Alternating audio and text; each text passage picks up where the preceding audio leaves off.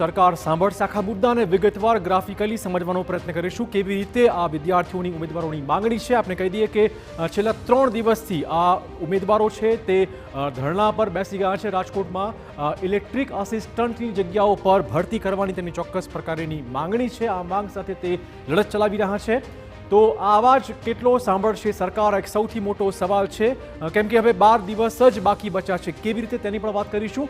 1 વર્ષ પહેલા જાન્યુઆરી 2023માં લેવાઈ હતી આખી આ પરીક્ષા, પરંતુ હજી ભરતી થઈ નથી।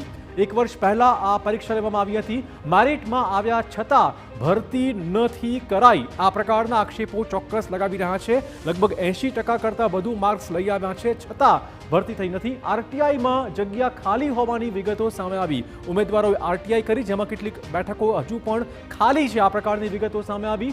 વિગતો જે અધિકારીઓ આપી એ અધિકારીઓને પીજીવીસીએલે હવે નોટિસ ફટકારી છે। આ પ્રકારની પણ બાબતો સામે આવી છે। જગ્યાઓ જો ખાલી છે તો આખરે ભરતી કરાતી કેમ નથી, આ સૌથી મોટો સવાલ છે। અને હવે 12 દિવસમાં જો ઉકેલ નહીં આવે, 12 જ દિવસ બાકી બચ્યા છે, જો ઉકેલ નહીં આવે તો ફરીવાર આ ઉમેદવારોએ પરીક્ષા આપવી પડશે। અને માટે હવે આ જે ઉમેદવારો છે, જે વિદ્યાર્થીઓ છે, તે હવે અંત સુધી લડી લેવાના મૂડમાં જણાઈ રહ્યા છે। બીજી બાજુ વિદ્યાર્થી નેતા યુવરાજસિંહ જાડેજા પહોંચ્યા હતા રાજકોટ। પીજીવીસીએલના ધરણામાં બેઠેલા ઉમેદવારો સાથે તેમણે સંવાદ સાધ્યો છે। પીજીવીસીએલના એમડીને મળવા પહોંચ્યા હતા યુવરાજસિંહ જાડેજા। પીજીવીસીએલના ઉચ્ચ અધિકારીઓને પણ ચીમકી આપી દેવાઈ છે। GSO 4 પ્રમાણે ભરતીની માંગ યોગ્ય ગણાવાઈ છે યુવરાજસિંહ તરફથી। 3 દિવસથી ધરણા પર બેઠેલા પીજીવીસીએલને નથી સંવેદના, ઉમેદવારો માટે કોઈ સંવેદના ન હોવાની વાત પણ તેમણે કરી છે। પીજીવીસીએલના ઉપરીઓ આંદોલનકર્તાઓના પરિવારને ધમકી આપતા હોવાનો પણ આરોપ લગાવાઈ રહ્યો છે।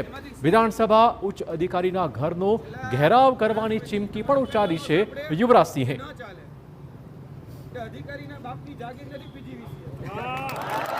જે અધિકારીઓ જે દબાવે છે, જે અધિકારીઓ મોટા પ્રેશર ઊભા કરે છે, અને જે અધિકારીઓ એવું સમજે છે કે ભાઈ અમે કઈ એ જ નીતિ અને અમે કઈ એ જ નિયમ, તો એટલું તો યાદ રાખીએ અધિકારીઓ કે અધિકારીઓ હજી ખાંડ ખાય છે। આંદોલનનો રસ્તો કપરો હોય પણ યાદ રાખવું એ ન્યાય તરફ જ જતો હોય છે। જેટલા દિવસ, કદાચ તમે કહેજો સાહેબ 3 દિવસ થઈ ગયા, તો યાદ રાખજો LRT આંદોલનમાં મારે 72 દિવસ ગાંધીનગરની સત્યાગ્રહ છાવણીમાં બેસવું પડ્યું હતું। એ 72 દિવસે ન્યાય મળ્યો હતો, 72 દિવસે, અને એ ન્યાયમાં 2200 જગ્યા વધીને આવી હતી। એટલે